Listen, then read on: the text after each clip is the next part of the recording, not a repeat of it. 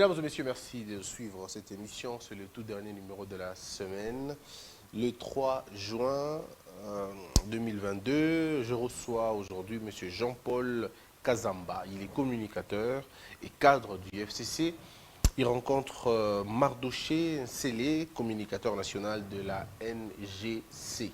Avec eux, nous allons discuter autour d'une seule question, d'une seule thématique. C'est l'historique et les conséquences du M23, mais probablement de cette guerre proclamée ou probable guerre qui va venir avec le Rwanda. Est-ce que c'est nécessaire d'en arriver là? Et s'il faut en arriver là, c'est quoi les enjeux? Qui sont ceux qui perdront le plus? On en parle tout à l'heure avec mes deux invités. Mesdames et messieurs, d'abord, monsieur Kazamba, comment allez-vous? Je vais bien, merci. C'est la deuxième fois que vous participez. Oui, c'est la deuxième fois, Christian. Merci pour l'honneur. C'est un grand honneur. Merci de vous recevoir. Aussi, Mardoché Nsele, comment allez-vous? Non, ça va, Christian. Mardoché, vous revenez de Lubumbashi. Oui. Comment se porte la province du Lualaba? Non, la province du Lualaba se porte très bien. D'abord, l'autorité provinciale, son excellence Fumasu Kasaini, séjourne à Lubumbashi dans la semaine minière d'ISM Mining, une grande activité minière qui a réuni plus de 4000 personnes. Ce sont des investisseurs, des miniers qui sont venus de partout pour voir dans quelle mesure ils peuvent apporter un plus, n'est-ce pas, au gouvernement congolais. Je pense, récemment, c'était la sortie, je pense, il y a 4 jours, c'était la sortie du nouveau gouvernement. Il y a eu un aménagement technique au Lualaba. Okay. Nous avons vu plus de 4 nouveaux ministres qui ont intégré le groupe parce que, avec l'avènement de l'intérim, le gouverneur de province a été mis en accusation. 4 ministres ont pu déposer leur démission. Ils avaient peur d'être poursuivis en justice parce que quelques-uns étaient impliqués dans le détournement de fonds de l'État. Alors le gouvernement provincial était resté un peu incomplet et puis ça posait un peu de difficultés de fonctionnement. Parce que quelques ministres étaient surchargés avec d'autres attributions. Il fallait procéder par un réaménagement technique pour donner la forme qu'il faut au gouvernement afin de faire face, n'est-ce pas, aux différents défis. Et c'est ça ce qui est fait. Je pense beaucoup de gens ont essayé de critiquer, essayer de poser beaucoup de questions, mais l'essentiel reste à voir ce qu'il y a eu urgence. Le chef de l'État n'a pas beaucoup de temps et le LAB, ensemble avec leur gouverneur intérimaire Masuka Saini, doivent plus travailler pour présenter un bilan positif en 2023. Très bien. L'actualité, messieurs et dames, on va le dire. Que retenir du mouvement M23? On en parlera. C'est vrai que j'aurais bien voulu avoir des cas de gauche sur ce plateau avec ces sujets. On aurait bien voulu avoir ces gens-là. On aurait bien voulu interroger beaucoup d'autres Congolais qui connaissent cette question, mais on va essayer un peu d'en parler aujourd'hui. La République démocratique du Congo fait de nouveau face à la rébellion du mouvement M23. Alors, qui sont ces rebelles M23? C'est une question que plusieurs Congolais se posent. Pour la petite histoire, la rébellion du M23 a vu le jour à la suite de la guerre du Kivu, c'est-à-dire elle est née suite à la mutinerie des anciens rebelles du CNDP. Ce groupe armé était composé des anciens rebelles du Congo, du Congrès Nation pour la défense du peuple, CNDP en sigle, réintégré dans l'armée congolaise après l'accord de paix signé le 23 mars 2009 avec le gouvernement de l'époque. Insatisfaits et accusant les autorités congolaises de marginaliser la communauté ethnique Tutsi, ces rebelles se sont ensuite mutinés en 2012 au mois d'avril. La plupart de ces insurgés viennent des communautés rwandophones du Nord et ils militent pour reprendre les terres qu'ils estiment leur appartenir. En novembre et décembre 2012, après des combats avec les FARDC, les combattants du M23 occupent Goma, la capitale du Nord Kivu, pendant une dizaine de jours. En décembre 2013, ils seront chassés de la République démocratique du Congo grâce à une offensive de l'armée congolaise.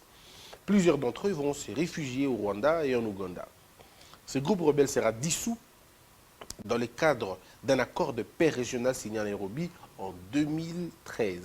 Et en janvier 2017, les témoins font état de leur présence dans la région de Rutshuru. Et en novembre 2021, le M23 est accusé d'attaquer les positions de l'armée congolaise dans le territoire de Rutshuru. Et finalement, le 28 et le 29 mars, les combattants M23 attaquent l'armée loyaliste de la RDC, cette fois-ci avec un soutien ouvert du Rwanda. L'armée rwandaise elle-même a attaqué une position des FARDC à Rumangabo. Si le gouvernement de Kabila s'est montré incapable pour régler cette question, le président Félix Tshisekedi, lui, est totalement déterminé cette fois à en découdre avec le Rwanda. Trop c'est trop, les Congolais ont été énormément tués dans cette partie du pays, il faut que ça cesse. Félix Tshisekedi veut agir, il est prêt à affronter Kagame et son armée, et s'ils osaient encore attaqué la RDC. Pour imposer le respect et la paix dans la région, la RDC est déterminée à défendre sa souveraineté. Félix Tshisekedi sait qu'il compte sur nos vaillants soldats motivés pour la cause. Concernant le point qui affaiblisse notre armée, notamment les trahisons dues au mixage et insertion des rebelles, Félix Tshisekedi tape du poing sur la table. Il a martelé qu'il ne sera plus question d'insérer les groupes armés. D'ailleurs, une identification de tous les militaires doit se faire pour connaître qui fait quoi et qui s'occupe de quoi. Une décision salutaire prise par Félix Tshisekedi pour garantir l'efficacité des FARDC. Soucieux toujours de rendre l'armée performante, le chef de l'État vient de faire le ménage au sein de l'appareil militaire. Félix Tshisekedi a donc révoqué 4 officiers supérieurs face à l'agression rwandaise de Kinshasa qui se montre ferme. Ça doit cesser immédiatement. Et les FARDC qui sont mieux cotés que la RDF, c'est-à-dire l'armée rwandaise, ont montré aux yeux du monde que la RDC n'admettra plus des bêtises du Rwanda et son président Paul Kagame et savent que Félix Tshisekedi ne reculera plus. Krioni Kibungu, c'est sa réflexion, donc la réflexion de Congo Buzz Télévision. Freddy Mwamba qui est venu en retard, comment allez-vous Freddy? Oui, je me porte bien. C'est pas dans vos habitudes de venir en retard. Je me porte bien, je vous présente mes excuses et je présente également mes excuses à tous les téléspectateurs de Congo Buzz qui nous suivent de partout. J'espère qu'ils ne vont pas m'en tenir rigueur. Très bien, nous commençons directement avec M. Kazamba. Voilà. M. Kazamba, qu'est-ce que vous retenez du M23 finalement? Comment sommes-nous arrivés là? Mon frère, vous savez qu'il y a eu ce qu'on a appelé le coup d'État. Il y a eu des Lumumbis qui étaient partis. Lorsqu'on avait balayé d'un revers de la main le Premier ministre Marie-Patrice Lumumba. Ce sont les Mobutu qui avaient pris le pouvoir. Là, vous avez Mobutu, vous avez Nendaka et autres. Mais ceux qui avaient le plan, un projet pour ces pays, avaient dit qu'avec Mobutu, il n'y aura rien de bon. Ils avaient fui le Congo. Là, vous voyez Gizenga, Antoine Gizenga, il y a Laurent Mouzé, Désir Kabila, il y a Christophe Gouenier. Ces gens-là, même à la CES, ils ne sont pas revenus. Sauf qu'ils étaient qui était revenu. Pour les autres, il fallait que Mobutu soit parti par les armes. Raison pour laquelle, vers les années 97, il y a Mouzé qui va solliciter le Rwanda pour qu'on aide militairement, afin que Mobutu soit défenestré du pouvoir. Chose qui a été faite. Alors, dans cet ordre d'idées-là, les Rwandais, avec Paul Kagame, avaient aussi son agenda. L'agenda de Kagame, c'est quoi? L'agenda de Kagame est qu'aujourd'hui, il est à côté d'un pays riche et vaste. Lui, un petit pays et pauvre. Et qu'il est en train d'envier nos ressources. Et nos terres aussi. Lorsqu'ils sont venus avec Mouzé, Mouzé a son agenda de chasser Kabila, Mobutu du pouvoir. Il y a Kagame qui a son agenda aussi de récupérer certaines terres. Parce que c'est ça le vrai problème. Lorsque Mouzé disant que je ne trahirai ni le Congo, il a fait des efforts pour que les militaires rwandais retournent au Rwanda. Chose qui avait été faite, mais à moitié. Vous savez que c'est au niveau de Bukavu, il y a d'autres qui se sont retournés. Il y a eu une sorte de subversion des militaires. En fait, tout est parti de là. Donc, vous avez le CNDP qui est né après les élections. Parce que lorsque Kabila, le fils, est venu, le pays était divisé en 4 morceaux. Il y a les Rwandais. D'un côté, il y avait les Rwandais, il y avait les Ougandais aussi. Lorsque Kabila est venu aux affaires, il a fourni des efforts pour que le Congo soit réunifié. Vous vous souvenez que Christian, à cette époque, vers les années, je crois, 2000, 2001, 2002, pour aller, par exemple, à Kisangani, il fallait passer par Ouganda. Pour aller, par exemple, au Rwanda, il fallait passer par Goma. Kabila avait fait réunifier toutes ces armées-là pour que quand même le Congo devienne une et indivisible. Là, ça n'a pas satisfait Kagame. Raison pour laquelle, vers les années 2006, après les élections, il va créer les CNDP. Parce que toutes ces rébellions que vous avez, les CNDP, que vous avez les M23, ce sont des caisses de résonance de Kagame. Ce sont des rébellions montées à toute pièce par Kagame pour créer la terreur dans la partie est du pays. Parce que les vrais problèmes pour Kagame, Christian Bossembe, Kagame, c'est un maquisard. Kagame a fait beaucoup d'années pour réfléchir, voir comment il peut conquérir nos terres. Et il est déterminé pour ça. Pour lui, c'est une question de vie ou de mort. Est-ce que vous ne donnez pas beaucoup d'importance? Est-ce que vous ne lui donnez pas beaucoup de force finalement qu'il n'a pas?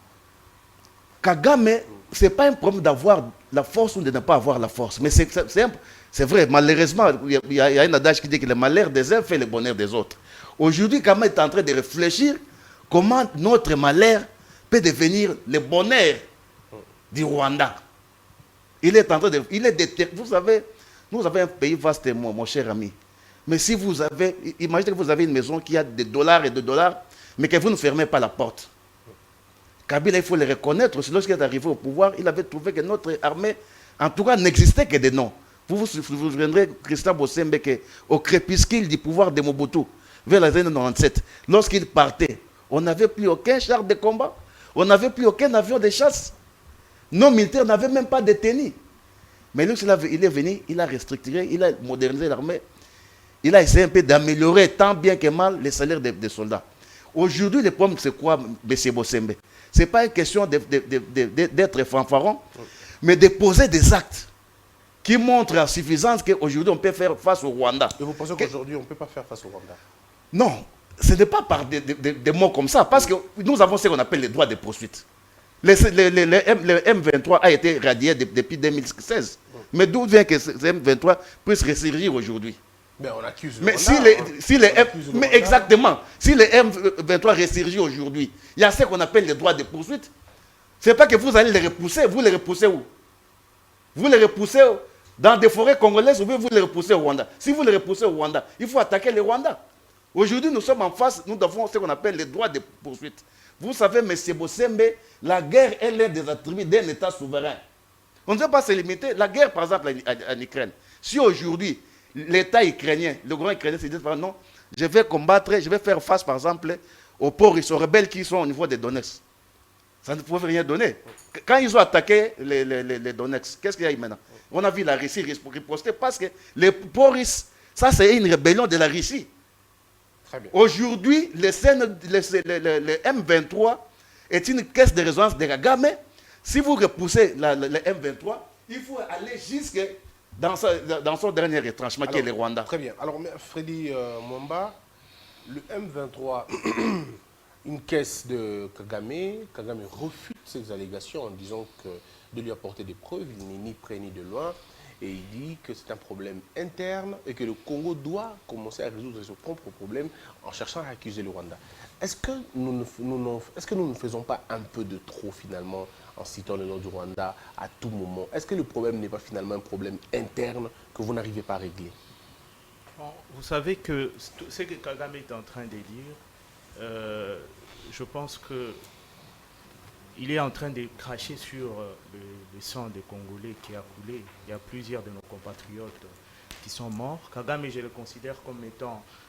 D'abord, je te remercie de m'avoir permis de participer à ces débats. Que je veux que ça soit axé fondamentalement sur les sursauts patriotiques, oui. Parce que le pays se trouve dans un tournant décisif de son histoire.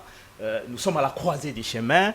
Il s'agit de ne pas rater le virage. C'est comme ça que je saisis encore une fois de plus cette opportunité pour encourager nos forces armées qui ont choisi de combattre jusqu'au sacrifice suprême pour assurer la sanctuarisation de nos frontières. C'est comme ça que je dis que même pour ceux qui estiment qu'il faut construire le mur, moi je pense qu'il ne s'agit pas ici de construire un mur, il s'agit de créer ce qu'on appelle les ciments nationaux, de telle sorte que tous les Congolais s'activent tous azimuts et fassent peur au Rwanda. Nous devons conduire les Rwandais à construire un mur. Nous ne devons pas construire un mur. Nous sommes plus de 80 millions de Congolais. Figurez-vous que les 80 millions de Congolais se déversent au Rwanda. Imaginez la suite. Ce sera un scandale international, vous n'allez pas faire ça. Ça sera le chaos total. Donc c'est pour vous dire que nous ne devons pas construire un mur, nous devons dissuader les Rwandais et construire plutôt les Rwandais à construire un mur. Nous sommes le Grand Congo. Nous sommes quand même le Grand Congo. Oui, ma foi, si nous nous lançons sur ces chemins, vous verrez que le pouvoir rwandais ne va pas blaguer avec la République démocratique du Congo. Oui, mais ça va faire 25 Mon frère ans. Bossembe. Qu'est-ce qu'il faut faire exactement? Qu'est-ce qu'il faut faire? Mon frère Bossembe, oui. Le problème, ce n'est pas entre nous et les Rwandais. Nous et le peuple rwandais, on n'a aucun problème. Le problème, c'est Kagame, qui mène qui est en train de mener une politique hégémonique. Bon, on comprend parce qu'en fait, c'est un stipendié de la communauté internationale. Comme le M23 et le CNDP le sont autant pour Kagame. C'est des gens qui sont recrutés pour faire les sales boulots. C'est cela la vérité. Vous-même, vous savez, parce que vous venez de me poser une question ici qui est très fondamentale, vous dites qu'est-ce que nous devons faire. Oui. Mais nous n'avons pas à réfléchir. Ce que nous devons faire, c'est défendre l'intégrité territoriale de notre pays. Avec qui? Avec à n'importe quel prix nous oui. devons défendre. Mais parce que vous venez de me dire que notre armée est infiltrée, oui. C'est que nous avons, entre autres, réussi à identifier le vrai problème. Oui. Qu'est-ce qu'il faut faire? Aseptiser l'armée, essayer de débusquer tous les infiltrés qui sont dans notre armée en essayant de conforter davantage les services de renseignement au niveau de notre armée. Je pense que de cette façon-là, nous allons réussir et mobiliser tous les Congolais, faire en sorte que nous puissions nous surveiller les uns les autres. Mais il y a des Congolais qui sont journalistes, il y a des Congolais qui sont journalistes qui font le relais. J'ai même oublié de le dire, enfin je vais le dire peut-être plus tard, tout au long de l'émission, je suis totalement consterné par la ligne de Jeune Afrique. Je me pose la question si ceux qui dirigent Jeune Afrique ont encore un peu de cervelle pour écrire non seulement de charabia, mais du vrai n'importe quoi qu'ils écrivent et qui relayent finalement. Je me dis, mais où sommes-nous finalement? Et il y a des Congolais qui relayent ces choses. Il y a des Congolais qui sont journalistes, qui relayent. Je ne parle pas de Stani, parce que ce n'est pas vraiment mon but. Mais il y en a d'autres qui relayent, par exemple, la position du Rwanda. Il y en a d'autres qui parlent de la force du Rwanda. Il y en a d'autres qui font finalement le lit de la force du Rwanda, qui parlent de leur capacité de s'organiser, de nous attaquer, et ainsi de suite. Je me pose la question, où en sommes-nous? Comment mobiliser le peuple congolais? Mon frère Christian Bossembe, moi aussi je suis sidéré par ces grands n'importe quoi dont fait preuve certains journalistes. Nous sommes appelés en tant que d'abord compatriotes congolais à faire même des reportages à charge. Bien sûr. Nous avons cette obligation de faire des reportages à charge, pas à décharge. Parce qu'il s'agit de notre patrie. Si nous faisons des choses avec légèreté, mais notre pays va partir. Il s'est permis, il a eu les toupets de dire qu'il n'y a pas de place pour faire la guerre au Rwanda. Mais où est-ce qu'il y a de la place? Ici chez nous. Ici en République démocratique du Congo. Il va le faire chez vous. C'est pourquoi j'ai dit, si nous envahissons le Rwanda, même la Grande-Bretagne qui veut lui envoyer, je crois, des personnes qui ne sont pas en ordre pour qu'ils viennent en attendant qu'ils régularisent leurs papiers, n'aura finalement plus de place parce que nous allons envahir le Rwanda. Ces gens-là qui vont venir de la Grande-Bretagne vont rester où? Ils n'auront plus de place pour rester. Non, je suis en train de dire, vous savez, à un certain moment, non, vous êtes trop sévère, lorsque les populations prennent les choses à main, la situation devient incontrôlable. On ne saura plus maîtriser. Même les multinationales qui sont en train de tirer des gains derrière cette guerre ne sauront pas tirer tous ces dividendes. Mais est-ce que vous avez vu la population de Bukavu aller jusqu'à la frontière, prouver à suffisance qu'on peut entrer, mais ils ne sont pas entrés? Donc c'est pour vous. C'est un signal pour dire que bon, là, ils ont déjà des velléités. On entrera. Il y a déjà des velléités de vouloir attaquer effectivement le Rwanda parce que tous les Congolais savent que les CNDP et autres n'existent plus. Bon, il venait de parler parlons-en, comment ces gens-là ont commencé à attaquer la République démocratique du Congo. Mais mon frère Christian, on parle de l'accord du 23 mars 2019. Cet accord qui avait permis... 2009 plutôt, oui. Pardon. Le 23 mars 2009. Cet accord qui avait permis l'intégration du CNDP au sein de notre armée. Mais est-ce que vous pouvez vous imaginer que des gens qui sont intégrés dans notre armée, en 2012, commencent encore à mitiner pour dire « Oh, l'accord n'a pas été respecté ». Quel accord? Chaque fois, il faut faire chanter le gouvernement, dire « L'accord n'a pas été respecté ». Et en réalité, lorsque vous essayez un peu d'éplucher même cet accord en question, vous comprendrez que ces gens, leur souhait le plus ardent, c'est quoi? C'est de commencer à tout régenter au niveau de notre armée. C'était ça l'objectif qu'ils étaient en train de poursuivre, de telle sorte qu'ils puissent accomplir les desseins de leurs parrains, notamment le Rwanda. C'est cela la vérité, il faut qu'on se dise la vérité. C'est pourquoi vous avez constaté que ces gens-là, à chaque fois, ils étaient en train de réclamer des choses et ils ne cesseront jamais de réclamer. Mardoché, est-ce que vous Il partagez? faut mettre un terme une fois pour toutes à cette action sulfureuse, à cette entreprise sulfureuse de CM23 et du Rwanda et autres. Voilà. Merci beaucoup. Mardoché, pour Freddy Mwamba, la question est réglée. Le peuple, envahissons le Rwanda, ou à la limite, montrons au Rwanda qu'on est prêt à en découdre. et Tshisekedi qui dit ce sera la paix totale ou la guerre totale. Et c'est au Rwanda de déterminer ce que le choix qu'il veut. Est-ce que c'est un ton, on va dire, un ton beaucoup plus sévère qu'avant, ou vous pensez, comme l'a dit M. Jean-Paul, bon, il ne faut pas qu'on reste seulement dans le discours, il faut vraiment qu'on soit dans l'effectivité. Merci beaucoup, Christian. Je m'en vais d'abord rendre hommage aux vaillants combattants qui sont à l'est du pays, qui se battent jour et nuit pour, n'est-ce pas, la cause de notre pays. Moi, je partage la position et l'attitude qu'adopte maintenant notre président de la République, son Excellence Félix-Antoine Tshisekedi Tshilombo. C'est pour une première fois, n'est-ce pas, que le président de la République, le nouveau président que nous avons connu, se prononce avec telle attitude et de telles décisions sur la situation de l'Est de notre pays. J'avais suivi religieusement mon grand frère qui a parlé de Joseph Kabila à l'époque, et tout ça. Moi, je ne suis pas d'accord sur ce point-là. Lesquels? Quel point? Non, les pays étaient divisés. Kabila a fait l'effort d'unifier le pays. Il y avait de la rébellion. Kabila était président, il a réuni les gens. Et vous savez, le problème que nous avons aujourd'hui avec le M23, c'est Kabila. Le problème que nous avons aujourd'hui avec le M23, c'est Kabila, je m'explique. Expliquez-vous.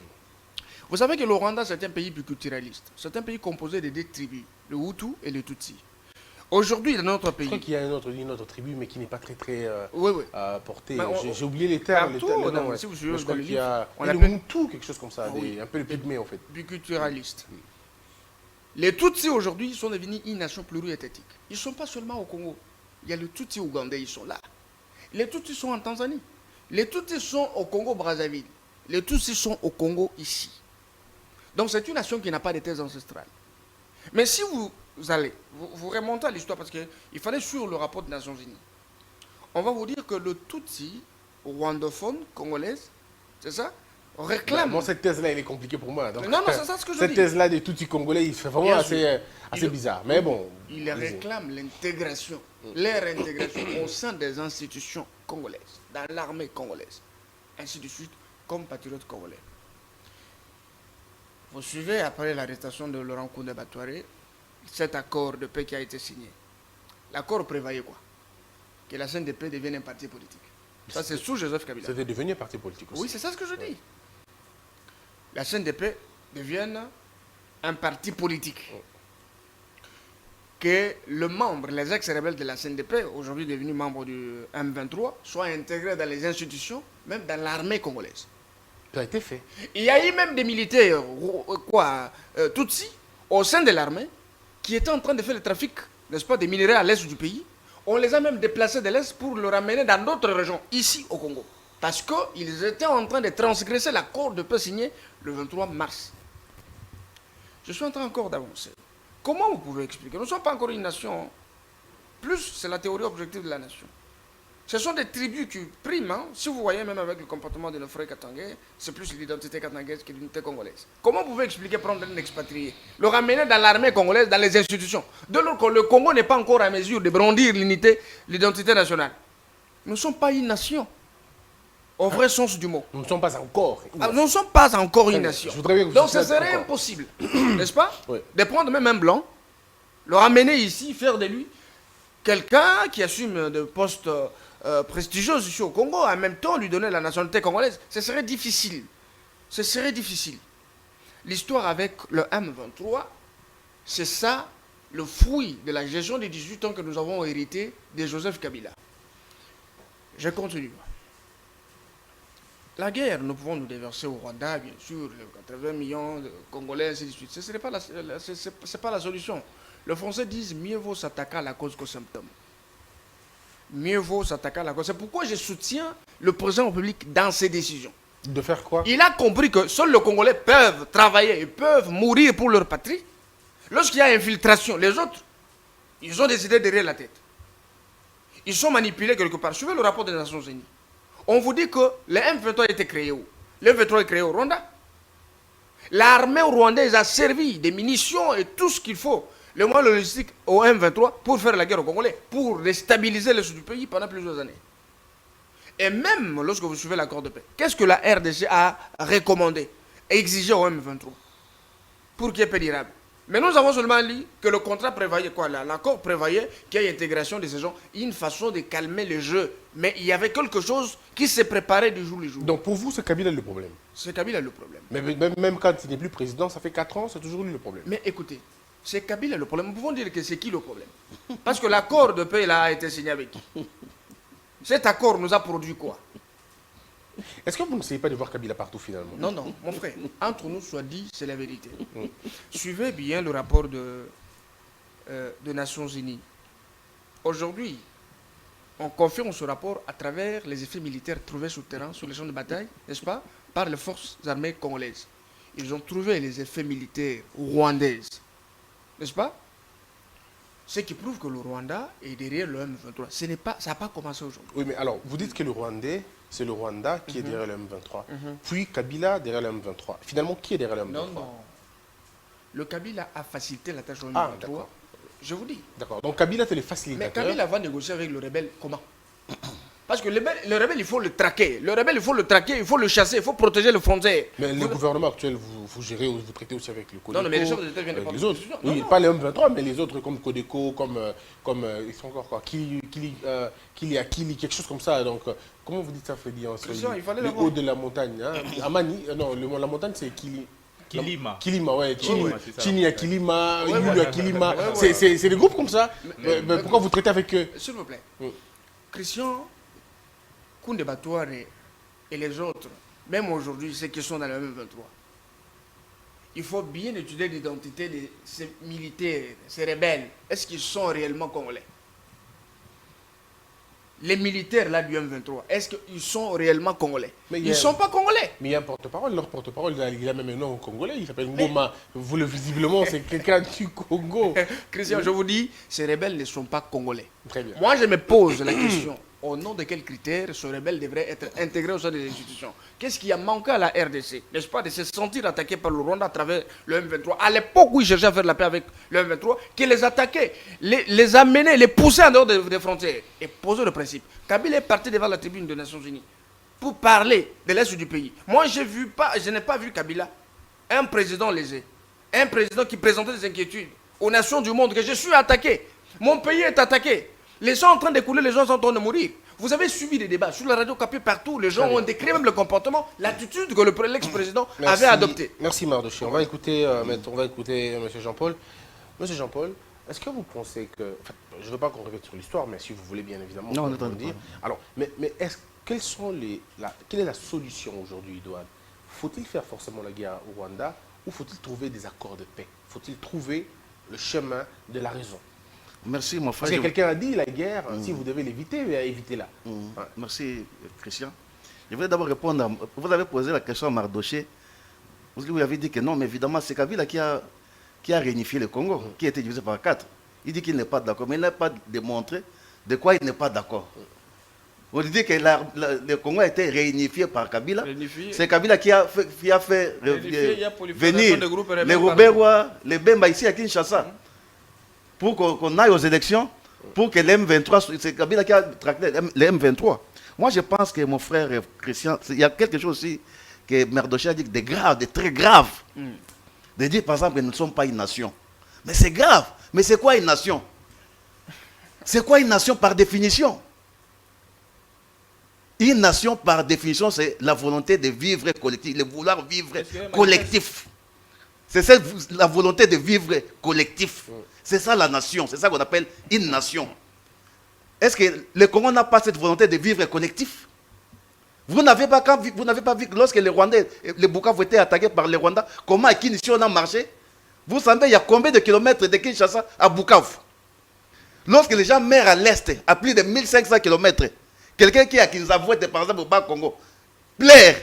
Mais c'est ça, le nationalisme. C'est ça le vouloir vivre collectif. Mais c'est grave, tu dois retirer ce terme à la télévision quand tu dis ça. Le Congo, c'est un État-nation. C'est d'abord un État parce que nous avons un territoire, nous avons un gouvernement. Mais au-delà de ça, c'est une nation. Il y a le vouloir vivre collectif. C'est pour ça que vous voyez que tout le monde, les 4 coins du Congo, est en train de crier haut et fort contre Kagame, contre les Rwandais. Mais la guerre se passe à l'est.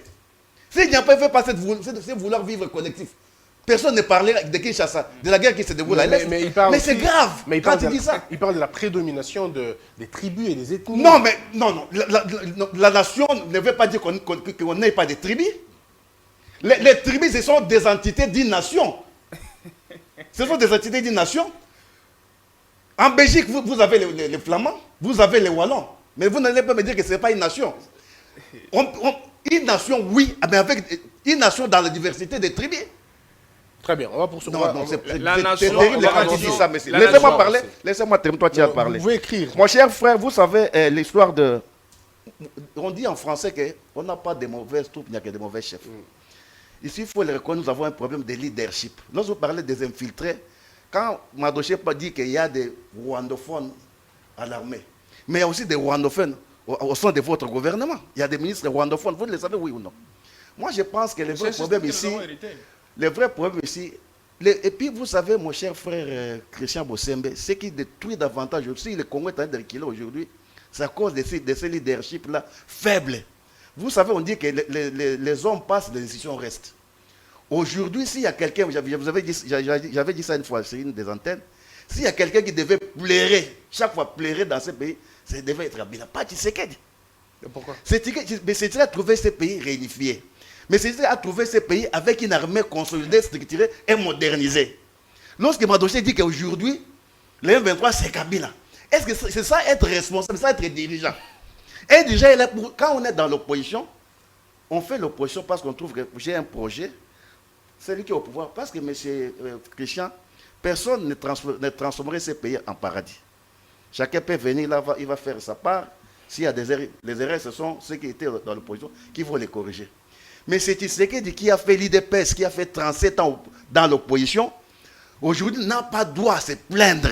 Mais qui se plaint ici? Mais quand ils disent, non, mais tu l'as dit, partout on voit qu'il y a Kabila. Oui. Alors Kabila est parti il y a 4 ans. Il y a même certains maniacos dépressifs qui continuent à dire aujourd'hui que les mâles congolais, c'est Mobutu, qui est parti, ça fait 40 ans. Aujourd'hui, eux là qui sont au pouvoir là, parce que tout c'est Kabila. Et qu'ils ont fait 4 ans. Qu'est-ce qu'ils ont déjà fait de bon? Que détruire ces pays. Quand vous parlez des infiltrés, quand vous parlez pensez que on fait que le pays est en train de reculer. Par rapport au niveau que Kabila avait laissé. Pour la première fois, vous avais dit ça une fois. On peut faire la guerre au Rwanda. Monsieur Bossembe, nous avons une légèreté au sommet de l'État inouïe. Quand vous parlez des infiltrés, qui sont ces infiltrés-là? Sinon, d'abord, nos dirigeants ici. Quand un ministre, par exemple, porte-parole du gouvernement, va dire à la télévision, oh non, le problème qui se passe à l'Est, c'est un problème normal, vous savez que nous sommes entourés par 9 pays voisins, ce sont des choses normales. Donc, ça veut dire que quand Kagame tue déjà là-bas, ça c'est moi qui le dit à la télévision. Parce que notre pays est entouré par 9 pays voisins, c'est normal qu'il y ait de telles escarmouches. Mais c'est quelle légèreté! C'est ça que nous décrions. Parce que le fait de dire, notre frère Mwamba dit ici que bon, voilà, nous sommes 80 millions d'habitants, ceci, cela, patati, patata. Mais ce n'est pas ça le problème. La Belgique est un petit pays, la Belgique entre au Congo 80 fois. Mais ce n'est pas à cause de sa petitesse que vous allez détruire la Belgique aujourd'hui. Non, mais parce que aujourd'hui, les choses ont changé. La France n'a pas les idées. Aujourd'hui, mon cher Christian, les choses ont beaucoup changé. Oui. La guerre, ce n'est pas un nombre d'hommes que vous avez, mais c'est un nombre de matos d'abord que vous avez. Vous pouvez avoir une missile qui peut aujourd'hui détruire toute une ville, par exemple comme la ville de Kinshasa, qu'une seule personne peut utiliser. Donc il faut réfléchir en termes de ça. Qu'est-ce que vous avez comme matos aujourd'hui? Qu'est-ce que vous avez comme... Quand par exemple vous avez des gens, par exemple, lorsqu'il y a des marques d'argent qui quittent Kinshasa pour les militaires, et ça arrive à l'aéroport de Goma, ça retourne à Kinshasa. C'est ça, avoir une armée qui peut faire face à la guerre. Mais ça, ce sont des choses qu'on doit permettre. Mais ils vont éviter ça. Vous savez qu'au Congo... Non. Quand vous dites ça, ça veut dire que le fait de détourner, par exemple, $1 milliard pendant les 100 jours, c'est un héritage. Et on trouve ça normal. Pourquoi Kagame est en train de faire tout ça? Parce qu'il trouve en fait... Mais ça, c'est un pays riche et vaste, mais qui est dirigé par des irresponsables. Parce que lorsqu'on voit, par exemple, des gens qui ont détourné, par exemple, plus d'$1 milliard et qu'on les arrête, il y a même un juge qui a sacrifié sa vie. Mais après 3-4 on voit tous ces gens, ils sont dehors. Parce que c'est ça aussi le vrai problème. Pour faire la guerre, il faut être fort d'abord économiquement. Lorsqu'on voit ces gens-là dehors, mais entre-temps, les militaires sont très mal payés. Lorsque, par exemple, l'Assemblée nationale dit que L'ARAM n'a jamais été une taxe ou impôt. Mais il y a un groupe déjà candidatifs qui ont structuré au paisible peuple congolais une affaire de 500 millions de dollars américains. Bon, on va rester dans le sujet. Tout ça, on doit en parler. Oui. Parce qu'on ne peut pas faire la guerre avec un État faible économiquement. Et vous pensez que nous, aujourd'hui, on est faible économiquement? Comment? Vous pensez qu'on est faible économiquement? Vous pensez que le pays n'a pas un leadership et que ceux qui dirigent sont irresponsables? Les pays en soi est pauvre sur le plan financier. Ce sont des gens qui se sont enrichis. Nous avons des oligarques. Ici, nous sommes en face d'une oligarchie, c'est-à-dire d'un groupe de gens qui se vont venir enrichir. Mais l'État congolais en soi, quand on voit les militaires congolais sont pauvres. Très bien. Ils sont très pauvres. Vous savez qu'avec Kabila avait laissé le militaire congolais, il les payait à 160 000 francs congolais. 160 000 francs congolais, mon frère Bossembe, c'était l'équivalent d'à peu près 150 $ à l'époque. Aujourd'hui, M. Tshisekedi réagisse le salaire d'un militaire à 210 000 francs. Quand vous prenez 210 000 francs aujourd'hui, c'est 100 $ américains pratiquement. Donc un recul total. Quand vous prenez sur les paniers de la main, la flambée des prix, les prix ont triplé même. Donc c'est pour dire que ce qu'ils les donnent là, c'est rien par rapport à la motivation. Parce que vous ne nous parlez pas de la période, cher Jean-Paul. Vous ne parlez pas de la période, c'est quelle période et quelle période? Parce que Kabila, c'est 18 ans. Vous parlez des quand et quand. Comme ça, on peut évaluer. Il a laissé les militaires à un salaire de 160 000 francs congolais, qui équivalait à l'époque à peu près 150 $. Aujourd'hui, tu sais qu'il a réajusté 50 000 francs congolais, un militaire à 200 000 francs. Quand vous prenez 200 000 francs aujourd'hui, ça représente 100 $. Si vous regardez par rapport au niveau de vie, au pouvoir d'achat, ça ne représente absolument rien. Parce qu'à cette époque-là, moi je parle maintenant en des termes très banals. Quand vous regardez à cette époque-là, le coca coûtait 500 francs congolais, alors qu'aujourd'hui le Congo est à 2000 francs congolais. Donc c'est rien. Parce que les militaires, quand vous dites qu'on fera face au Rwanda, mais est-ce qu'avec des militaires qui sont motivés, mon frère? Très bien. Par rapport aux militaires rwandais qui sont bien payés que les nôtres, par rapport à l'armée rwandaise qui ne fait qu'avancer. Ce n'est pas que les Congolais, on va quitter Kinshasa ici, à pied jusqu'au Rwanda pour entrer. Mais il faut avoir une armée efficace, des militaires qui sont motivés au front. Mais lorsque vous avez, par exemple, aujourd'hui aussi, pour chiter, parce que quand nous avons la task force qui est à l'aéroport de Goma. Mais vous avez en même temps, vous savez que les Rwandais, la direction générale des Rwandais, mais c'est l'a installé à Goma. Ben, on l'a suspendu. On l'a suspendu. Il ne fallait pas les suspendre, il fallait les délocaliser. Vous suspendez, mais ils sont au Congo, à Goma. La direction générale des Rwandais, c'est à Goma. Vous comprenez? Lorsque vous parlez aujourd'hui, par exemple, de l'ambassadeur rwandais, l'ambassadeur rwandais, il y a eu des renseignements au travers le fait de faire Kaïmi qui avait dit que ce monsieur-là, on avait dit que c'est un monsieur très dangereux, que M. ne pouvait pas accréditer accepter sa venue ici comme ambassadeur. Mais qu'est-ce que Kariga a fait? Kariga n'a rien fait d'autre. Qu'est-ce que Kariga a fait? Oui, il a fait quoi? Ah, vous savez vous me demandez qu'est-ce qu'il a fait? Vous savez qu'est-ce qu'il est en train de faire ici? Non, mais dites-nous. Vous ne devez pas être de Kassoua, tu es journaliste, mon frère. Si, mais dites-nous, peut-être que cette information nous échappe. Qu'est-ce qu'il a fait en tant qu'ambassadeur? Non, écoutez, mon cher frère. C'est pas un général d'armée, c'est un ambassadeur. Vous savez que quand Mardoché dit ça, moi je crois qu'il faut cesser quand même de se moquer de ce peuple. Très bien. Ce peuple-là a beaucoup souffert aujourd'hui. On va écouter. Et qu'aujourd'hui, nous sommes dans le pays est en train de ne faire que reculer. Mais si vous parlez par exemple de la diplomatie, un échec total. On reviendra sur la diplomatie. Non, je voulais lui répondre. Parce que, sinon, vous avez pris tout le temps de parole. Mais c'est Tshisekedi a fait au moins plus de 180 voyages pendant les 4 ans. 180 voyages. Les voyages coûtent par voyage, c'est 2 millions de $. Non, monsieur Jean-Paul. Donc ça fait 360 millions de $, qui n'a rien rapporté. Il n'est venu ni avec un touriste, ni avec aucun investisseur. Mais monsieur Jean-Paul, on prend le tout et puis c'est très compliqué. Je reviens sur la question, surtout sur la question de voyage. On ne sait pas, est-ce que quand je pars en France, Belgique, il faut compter ça comme le nombre de voyages, ou quand je vais en France, je fais Schengen, c'est un voyage. Pourquoi vous comptez pays, ça fait voyage? C'est un père de la nation. Lorsqu'il voit, nous tous devons sentir les tombées de ces voyages. Mais que quelqu'un va faire du tourisme pour sa jouissance, mon frère, Freddy, on a droit quand même à pleurer. Mais pourquoi vous avez l'air vous avez l'air assez froissé par le propos de Jean-Paul? Il vous froisse? Non, le frère n'est pas froissé. Il me suivait religieusement. Il est heureux dans mon intervention. Des choses ici qui me poussent. Il est heureux. N'est-ce pas justement? Il est heureux. Il me suivait religieusement. Vous ne voyez pas. Réagir. Allez-y. Ce que je veux dire, c'est quoi? Si je ne suis pas dans cette vision réductrice là, cette vision du monde réductrice de dire que il faut seulement se limiter à envahir le Rwanda. Donc j'étais en train de marquer ma réprobation absolue contre une philosophie qui est en train de s'installer progressivement dans l'opinion, celle de dire qu'il faut construire un mur.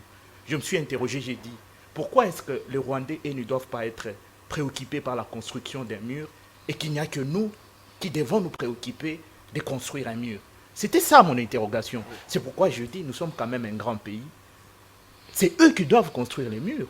Nous ne devons pas dépenser de l'argent pour construire les murs. Hein? C'est vous qui ne voulez pas. La construction des murs. L'Amérique n'a pas voulu. La construction des murs. La construction des murs. Non, pour l'Amérique, ça n'avait rien à voir avec la souveraineté de leur État. Pour l'Amérique, il était question d'éviter à ce que les immigrés là puissent rentrer de façon frauduleuse sur leur territoire, notamment les Mexicains qui ont toujours adulé les États-Unis d'Amérique, qui aiment toujours faire des incursions, donc bon, qui aiment toujours venir vivre, les immigrés économiques.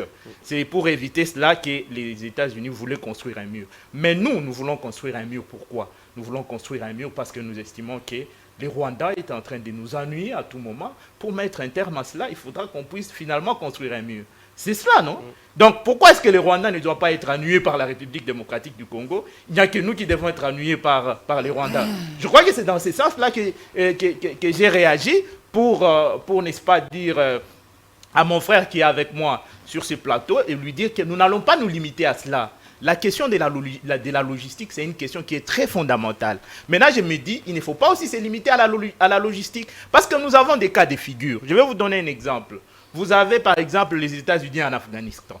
Vous n'allez pas me dire que les États-Unis manquaient la logistique nécessaire pour pouvoir mener la guerre en Afghanistan jusqu'au bout, de bout en bout. Ils ont la logistique nécessaire, mais ce n'est pas seulement la logistique qui peut gagner la guerre. Il y a beaucoup d'aspects qui rentrent en ligne de compte pour gagner une guerre, justement. Nous avons encore un autre cas qui est celui d'Al Sahel avec Barkhane. Vous voyez, avec tous les moyens déployés par la France, ils n'arrivent toujours pas à mettre un terme au terrorisme qui est là-bas. Donc c'est pour vous dire que nous avons besoin de la participation aussi de la population. Elle revêt une importance indéniable de cette mobilisation. Ils ont évoqué la question de l'État-nation ici. Moi, je pense qu'il faut relativiser. Parfois, lorsque l'équipe nationale joue, on sent véritablement les phénomènes nationaux. On sent les phénomènes nationaux dans le pays. Débat. Pour ces débats ici avec les Rwandais, la guerre avec les Rwandais, on sent de plus en plus un certain sursaut patriotique commencer à s'installer petit à petit. Moi, je considère que nous sommes dans le processus de devenir un État-nation, mais nous ne sommes pas encore véritablement un État-nation au vrai sens du mot. En tout cas, ça c'est on se construit. Oui, nous sommes un État-nation en construction. Il faut bannir ces velléités tribalistes. Voilà. Encore faudra-t-il, voilà, il faudra que nous puissions fournir des efforts de ces côtés-là pour que nous puissions véritablement installer, faire en sorte que les ciments nationaux puissent s'enraciner dans notre pays. Quand vous entendez les Balouba dire chez nous, on va construire chez nous, ça tue non, quand vous entendez les Équatoriens d'ailleurs, je pense que c'est même en violation de la Je pense que c'est même en violation de la Constitution. À détruire ça d'abord. Parce que la Constitution permet à tout le monde d'habiter partout. Partout et d'installer Oui, de s'installer partout sur toute l'étendue de la République. Moi, je pense qu'il faut arrêter avec cette affaire-là de dire non, les autres ne doivent pas se déplacer. Vous avez déjà vu des gens dans leur pays, on dit qu'il faut éviter des déplacements. Comment ça éviter des déplacements? Monsieur Jean-Paul, donc le Congolais doivent se déplacer votre partout régime, où ils votre veulent administration est dans l'irresponsabilité, l'absence de leadership. Vous ne faites que vous plaindre. Vous êtes dans la gabegie financière, dans le manque de vision claire. Et il dit que ces griefs ne peuvent pas vous aider à remporter une guerre, même avec n'importe quel pays. Moi, je pense que ces débats-là vont plus nous pousser à nous diviser plutôt qu'à nous unir. C'est pourquoi je suis en train de saluer cette option qui a été élevée par le président de la République, celle de l'Union sacrée de la nation. C'est quoi l'Union sacrée de la nation?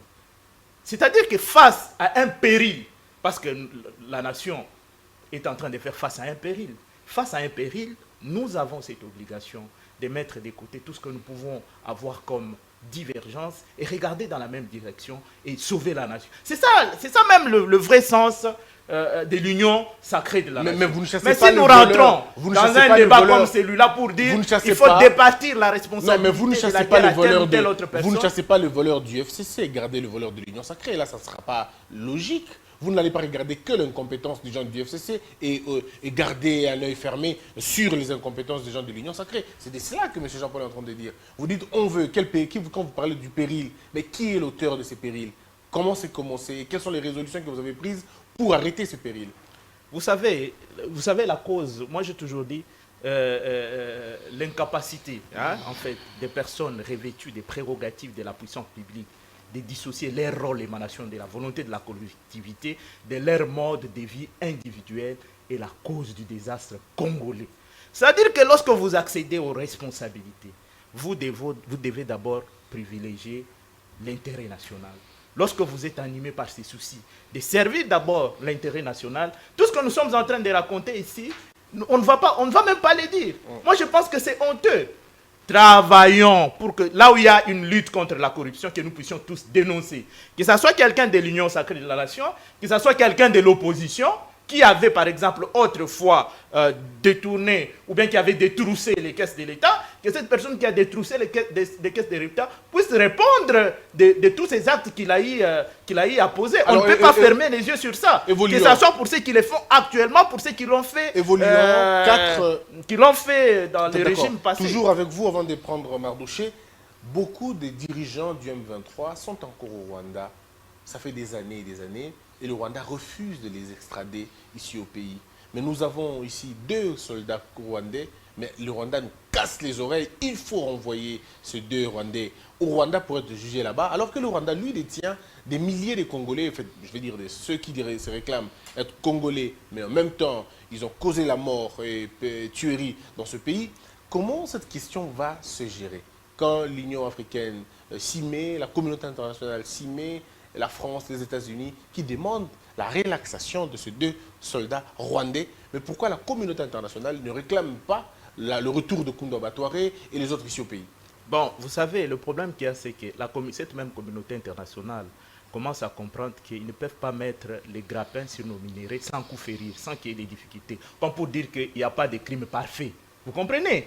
Bien qu'ils soient en train d'exploiter nos minéraux comme ils sont en train de le faire, en envoyant, en instigant le Rwanda à pouvoir venir piller nos minéraux et aller vendre auprès de la communauté internationale, aujourd'hui, ils se sont rendus compte que Babimina Poissa, comme on dit à Lingala, Babimina Poissa, parce que nous avons aujourd'hui des éléments probants pour démontrer qu'il ne s'agit même pas des rebelles du M23, il s'agit effectivement des militaires rwandais qui viennent agresser la République démocratique du Congo avec la complicité notamment de la communauté internationale. S'ils ont besoin de venir exploiter nos minéraux, qu'ils viennent par frapper à la grande porte. Comme ça, on va leur donner l'occasion de pouvoir venir, n'est-ce pas, exploiter nos minéraux selon les règles de l'art. Et donc, si le président de la République peut accepter parce que nous n'avons qu'à faire de ces militaires. Qu'est-ce que nous allons faire de ces militaires à partir du moment où nous sommes tous conscients, tous les Congolais le savent, et l'opinion essaie de façon extrêmement majoritaire, c'est que ce sont des militaires rwandais. Nous allons réclamer qu'on nous renvoie les militaires rwandais ici. Nous les disons avec vous ici que nous sommes agressés par le Rwanda. Les M23, c'est les Rwandais, sont des militaires rwandais, que nous puissions nous réclamer qu'on nous renvoie les militaires rwandais, là, qu'on nous les envoie. Moi, je pense que c'est quand même contradictoire. C'est anti-éthique. C'est anti-éthique. Nous voulons justement que ces militaires, nous n'avons qu'à faire de ces militaires, ils ne vont rien nous apporter. Ils nous ont servi comme preuve, parce que tous les renseignements qu'on voulait, ou bien toutes les informations qu'on voulait avoir auprès d'eux, on les a eus. Ils sont d'ailleurs passés aux aveux, vous avez suivi. Ils sont passés aux aveux, ils ont expliqué un peu comment ils opèrent et tout ça. Nous avons eu tous ces éléments et ces éléments nous ont confortés dans notre posture au niveau du Conseil de sécurité pour dire que nous sommes la République démocratique du Congo est agressée. Donc ces militaires-là, qu'ils rentrent chez eux, nous n'allons pas réclamer les Kounda Batouaré et les autres qui sont là chez eux parce que ce sont des Rwandais, ils sont dans leur pays. On va les réclamer sur mais là, ils sont dans leur pays. Ils disent qu'ils sont Congolais. Non, mais ils ne le sont pas. Ah, très bien. Alors allez-y. Un Congolais va attaquer son frère congolais. Mardouché, vous avez la parole. Merci beaucoup, Christian. Je voudrais revenir sur ce que mon frère Jean-Paul Kazamba venait de dire. Je voudrais lui dire une chose, que la nation se définit à travers des grandes théories. On ne va pas rester sur la question bien de la sûr, nation, mais il fallait l'expliquer, oui, c'est important aussi. Oui. La théorie objective et subjective de la nation. Mais parmi les 2 théories, la plus préférée, c'est la théorie subjective. cette école qui a été développée par René Michelet. Le vouloir vivre le collectif, c'est notre souhait. Moi, personnellement, j'aime que le Congolais parle le même langage pour consolider l'unité nationale. Quand je vous dis que le Congo est en processus, comme mon frère venait de le dire, de devenir un État-nation, c'est que vous avez suivi ce qui s'est passé ici, dans le Haut-Katanga, un leadership katangais international. Les gens voudraient qu'à l'issue du forum sur la réconciliation, qu'il y ait des institutions parallèles, en dehors des institutions légitimement établies. Vous comprenez? Et les autres parlent au nom de leurs tribus, leurs provinces, ainsi de suite. Et nous voulons qu'on parle du Congo seulement. Dans ces circonstances, avant même que ceci arrive, vous avez accepté de signer des accords de paix avec des gens, des sujets étrangers. Et vous acceptez que ces sujets soient réintégrés dans nos institutions légitimes ici. Donc, moi je comprends que non, à l'époque, ce sont les autorités congolaises qui ont conspiré avec les autorités rwandaises afin d'avoir le contrôle sur le fonctionnement de nos institutions et contrôler nos minerais. Parce que plusieurs fois, Kabila n'a pas dénoncé l'exploitation illicite, n'est-ce pas, des minerais à l'est du pays, les tueries et ainsi de suite. Mais aujourd'hui, les mêmes comportements, les mêmes systèmes est hérité par Félix Antoine Tshisekedi Tshilombo. Ce qui vous fait mal, ce qui fait mal à l'administration, parce que c'est qu'aujourd'hui, Tshisekedi prend des décisions responsables. Aujourd'hui, c'est la première fois que la République démocratique du Congo est à mesure de regarder au Rwanda en face et lui dire que nous sommes capables de faire la guerre. Mais moi, je n'ai pas vu, pendant 18 ans, un ministre congolais, ou même lui, l'ex-président de la République, Joseph Kabila, n'est-ce pas, tonner avec une attitude de beaucoup d'inquiétude, dire que non, le Rwanda, vous m'attaquez, voilà, je vais faire ceci, je vais faire cela. Tshisekedi a compris que non, l'armée est infiltrée, il faut d'abord révoquer ceux qui ne sont pas des sujets congolais. Il fallait que l'armée revienne. 4 officiers ont été révoqués. Bien sûr, nous devons avoir des officiers congolais. On n'a pas besoin de Rwandais ici. Les Congolais sont intelligents. Nous avons des Congolais dans des universités ici qui sont partout et qui ont besoin de servir la nation.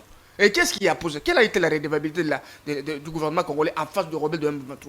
Moi, je me pose des questions jusqu'à aujourd'hui. Qu'est-ce qui a poussé Kabila, avec son gouvernement, de fléchir devant le M23 et dire non, vous devenez un parti politique, nous allons vous réintégrer dans les institutions? Et c'est ça ce que nous avons hérité. Vous parlez de la réunification du Congo avec Joseph Kabila. Mon frère, vous savez que les millions de pertes de vie que nous avons à l'est du pays, c'est avec Joseph Kabila. C'est quoi les retombées de cette réunification aujourd'hui sous Félix Tshisekedi? C'est la question. Et ce que vous dites, c'est ça le mensonge que vous avez développé pendant des années et vous avez trompé le Congolais comme ça. Et les Congolais ont accepté, ces histoires sont restés dans la chef de... Aujourd'hui, c'est l'éveil de conscience. Nous avons compris que le Congo doit nous appartenir tous. Un Rwandais, un Ougandais, un Français qui vient au Congo ici, on ne peut pas refuser que quelqu'un vienne ici. Quelqu'un vient ici rester sur notre sol conformément aux lois de notre pays, conformément à notre constitution. Nous ne pouvons pas refuser à quelqu'un de venir vivre chez nous, mettre ses entreprises, mettre ses usines. Responsabilités. Il dit que votre leadership, il est un leadership faible et que vous n'avez pas des autorités assez responsables et que vous n'êtes même pas en mesure de le faire. Parce que même, il remet en cause tout ce qu'il y a comme 30% des salaires. Il dit que ça n'a rien à voir parce que quand on essaie de voir, on dira 160 000 à l'époque, c'était presque $150. Et aujourd'hui, 230 000, c'est environ $100. Une régression totale pour lui. Des voyages qui n'ont pas abouti à quelque chose. Que dites-vous à cela? Je voudrais dire ceci à M. Gazamba. Dans la vie, il y a ce qu'on appelle les CVC, les compétences de la vie courante, parmi lesquelles nous retrouvons l'honnêteté. Si vous voulez réellement faire votre opposition à Félix Tshisekedi, apprenez aussi à faire montre des valeurs. Lorsque vous dites que non, voilà, il y a absence de leadership. Je ne sais pas si vous définissez le leadership de quelle façon, moi je ne sais pas. Hein. Le leadership là que vous définissez, je ne sais pas si vous parlez de quel type de leadership. Parce que moi je n'ai pas vu le leadership de Joseph Kabila changer quelque chose. Je ne suis pas obligé d'établir un parallélisme entre la gestion de Félix Tshisekedi, parce qu'il n'y a pas photo. Entre Joseph Kabila et Félix Tshisekedi, c'est un écart, il y a une fissure. Ça c'est une autre gestion. Félix Tshisekedi vient avec un projet de société qui s'intitule Anéantir la pauvreté.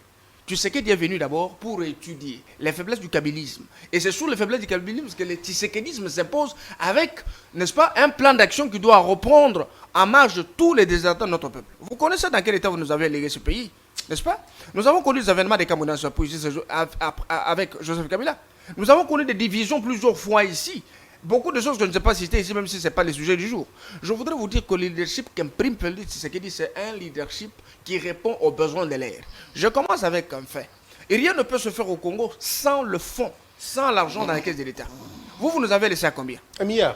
Bien sûr. 1 milliard de dollars. Bien sûr. C'est pas qu'ils ont laissé, c'est pas les caisses vides, c'est 1 milliard de dollars. Non, bien sûr, 1 milliard de dollars. Alors, pourquoi tu avais laissé combien sur Kabila? Joseph Kabila a déjà mobilisé l'argent au-delà de 2 milliards de dollars.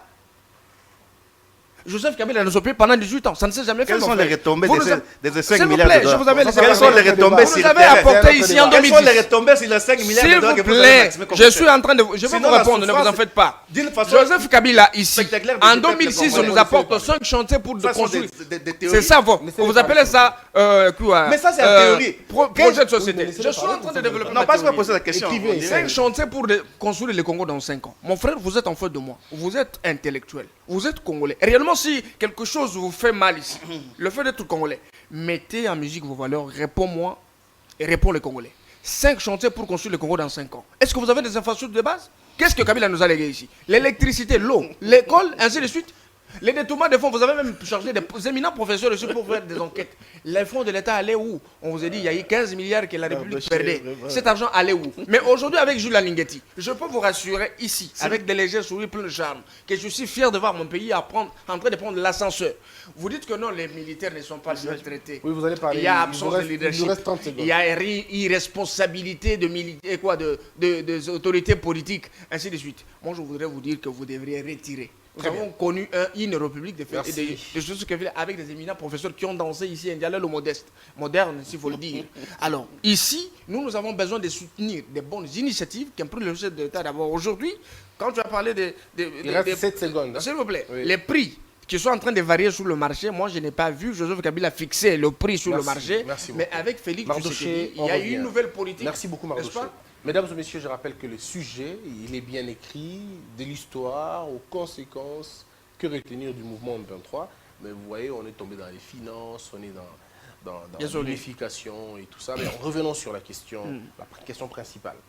Quelles sont les conséquences que nous courons en faisant la guerre, par exemple? Quelles sont les conséquences qu'est la RDC? Voilà. C'est quoi les conséquences? Merci Christian. Je voulais d'abord répondre à Mardoché que la nation, il a parlé de théorie. Je n'ai même pas essayé ça de philosophe, mais je voudrais dire ceci. La nation, c'est un idéal que tout le monde cherche à atteindre. Même la France aujourd'hui, c'est un idéal. On ne l'atteint pas capable de dire que là on s'arrête là-bas, c'est une nation. Mais toi, tu as Mais confirmé je persiste d'estime que nous sommes dans un état-nation. Mais je voudrais dire une chose ici, que je ne sais pas pourquoi ça fait très mal, plus surtout à un camp politique, lorsqu'on voit des frères d'une province se réunir pour le développement de leur province. Mon cher frère, lorsque quelqu'un par exemple vient de l'Afrique ici, il descend au Katanga, il ne dira pas qu'il est au Congo. Lorsqu'il arrive au Katanga, il voit des infrastructures, il voit des routes, il ne dira pas qu'il était au Congo. Mais le Congo ne peut se développer que... Toi, tu viens de dire qu'au Lualaba, il y a un gouvernement provincial, qu'on a fait tout ça, parce qu'il fallait faire ça pour réagir, pour améliorer. Ça c'est pour améliorer, pas le Congo, mais les Lualaba. Lorsqu'on parle du Congo, on parle de ces provinces-là. Il faut que ces provinces se développent pour qu'on parle du Congo fort. Je ne sais pas pourquoi ça vous fait mal lorsqu'on voit des frères se réunir. Plusieurs fois, nous avons vu les grands Kassai se réunir. Ah, en tout cas, pas Ça n'a jamais posé de problème. Non, mais c'est pas un bougement qui se réunit, c'est à Kin. Comment? C'est pas un bougement qui se réunit. Non, c'est à Kin ici qui se non, réunit. même Ouais. on ne voit pas des Bangala là-bas. Ce sont des Kassaïens qui se réunissent pour le développement du Kassai. Moi, Ce n'est pas mauvais. soutenu des choses comme ça. Ce n'est pas mauvais. Mais la question, Mais c'était les tout ça, résolutions. vous savez, mon cher frère, Vous n'allez pas permettez. quand même Ça, demander ce aux sont gens des de choses. rester chez eux. Moi, je crois que c'est même très grave. On ne peut pas développer. Le Congo doit partir de quelque part. Par ce qu'on appelle la culture politique des paroissialités. Donc, il faut que ces entités se développent pour qu'on parle d'un Congo fort. Quoi ça? Les barrages d'Inga. Les barrages d'Inga qui est au Congo central a été construit avec les minéraux du Katanga. Ben, ça alimente les Katanga aussi. Hein. Oui, ça alimente. Mais c'est Pas ça. Congo plongé dans Mais l'obscurité. mon frère Christian, Le Camino a été Christian, construit avec le bois de l'Équateur a construit Katanga. Ça, Christian, Ok. Christian. Oui. Les terres du Kassai, Lorsqu'on construit les barrages au Congo central, c'était au Congo central. Mais ça bénéficie à tout le monde. Lorsqu'on va construire des belles routes au Katanga, mais ça bénéficie à tout le monde. Mais là, Donc, la dire question- que les gens se réunissent pour le progrès ou le développement de leur province ne veut pas dire que c'est être anti-patrie. Non, le Ça, problème, il faut c'est- balayer ça d'un le revers de la problème, main. c'est les Je Je voulais dire une résolutions chose, qui ont Christian, été- je voulais dire une chose ici. Allez-y. Lorsque je voulais un peu démontrer à quoi nous avons un leadership faible. Faible aujourd'hui. notre pays Tshisekedi a fait montre d'un pays faible devant le monde. Lorsque vous allez par exemple en Abidjan, vous traitez votre armée d'une armée corrompue et corruptible à l'étranger. Mais en Abidjan, il parle aux Congolais. Il ne parle pas aux... Est-ce qu'il n'y avait que des Congolais là-bas? Oui, qui des Congolais? C'était le président qui rencontre les Congolais. Écoutez mon frère. Écoutez mon cher frère. Écoutez. Allez-y. Là, ça, c'est là en famille. Il n'y a pas de choses que vous allez permettre d'aller dire ça à l'étranger, devant la presse. Nous avons une armée corrompue et corruptible. Tout le monde, le monde entier attend. Vous dites que par exemple, nous avons des enseignants avec un niveau d'études bas. Ça, vous le dites à l'étranger. Mais au Congolais. Vous avez, mon frère. Monsieur Jean-Paul. Non, écoutez, non, Christian, moi j'aime beaucoup votre émission. Moi, je crois qu'il faut être parfois sérieux. Oui, donnez-moi 20 secondes, je vous explique. Vous avez une famille, monsieur Jean-Paul, d'accord? Vous êtes à Kinshasa et vous avez une famille, par exemple, prenons à l'Équateur. Vous partez à l'Équateur, rencontrez votre famille qui se trouve à l'Équateur. Et parmi l'un de vos enfants vous pose la question. Papa Boni Mardoché. Toujours, tu dis, ah, Mardoché, comportement est béba, tu dis ça à tes enfants. Est-ce que tu trahis tes enfants? Le président se trouve en Côte d'Ivoire en train de parler aux Congolais. Où est le problème? Celui qui dit ça, c'est un commandant suprême de l'armée, des forces armées congolaises et de la police nationale. Oui. Qui dit qu'il a une armée faible, qui a une armée corrompue et corruptible. Ça, c'est un commandant, ça, c'est lui, le chef, qui dit ça. On n'a que des mauvaises troupes, on n'a pas de mauvais chefs. Il est en train de se contredire, mon cher Christian. Il est commandant suprême des forces armées. Comment un commandant suprême d'armée va commencer à critiquer sa propre armée? Mais ça, c'est ambivalent, Christian. Soyons quand même sérieux, mon frère. Je voulais dire ceci. Lorsque, par exemple, M. Tshisekedi, vous savez que je vous ai dit que ici, nous sommes en face d'une guerre naturelle ou une guerre de propriété. C'est-à-dire que nous avons des choses que le Rwanda n'a pas. Nous avons des terres que le Rwanda n'a pas. Nous avons des richesses que le Rwanda n'a pas. Mais avec un Rwanda, ça il faut le dire. Ça il faut le dire. Vous savez que Christian, je voudrais dire une chose. Allez-y. Si dans des conditions du monde, on pouvait dire que s'il y a un président peut quitter son pays pour venir poster dans un autre pays. Et Kagame vient ici, il postule, je battrai campagne pour Kagame, pour devenir président de la République. Vous allez faire ça? S'il y avait un article qui disait ça, qu'un président étranger peut venir postuler ici, et devenir, si Kagame veut, je vais faire campagne pour qu'il devienne président de ce pays. Pas vrai, Jean-Paul. Non, mais ça, c'est un leader fort. Écoutez, c'est pas vrai, Jean-Paul. Kagame, ce qu'il est en train de faire, vous savez, ça fait mal au cœur. Ça fait très mal au cœur. Jean-Paul, franchement. Christian Bossembe.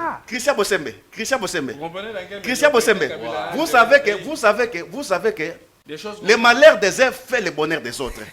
Ce que Kagame fait très mal aux Congolais, à nous autres. C'est nous qui subissons ça. Nous avons des frères qui meurent. Mais ce que Kagame fait là, il est en train de faire pour l'intérêt du Rwanda et des Rwandais. Donc vous allez applaudir quelqu'un qui viole votre mère par sa force? Non, j'ai dit ceci, comprenez-moi bien. J'ai dit que c'est un monsieur, s'il est président au Congo, nous serons très bien. Parce que le Rwanda aujourd'hui, Kagame est en train de se battre pour les Rwandais. Mais pourquoi l'époque Kabila aussi n'a pas... Vous savez que Kagame est en train de se battre, c'est vrai, il est en train de détruire notre pays. Détruire notre pays pour construire son pays. Pour construire le Rwanda. C'est ce qu'il est en train de faire là. Alors c'est quelqu'un qui a une vision. Pour cette vision, pour Kagame, c'est une question de vie ou de mort.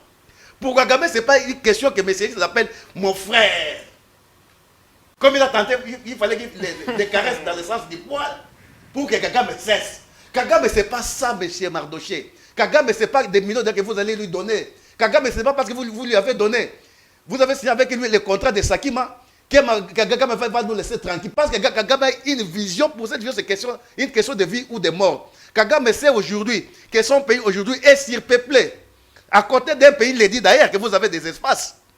Il sait que vous avez des espaces que vous ne savez pas contrôler. Kagame sait que vous avez du coltan, vous avez des minéraux que vous ne savez pas contrôler. Donc pour lui, c'est une question de vie. Ce n'est pas une question de l'écarter dans le sens du poil. Nous avons vu Kagame venir ici au stade des martyrs.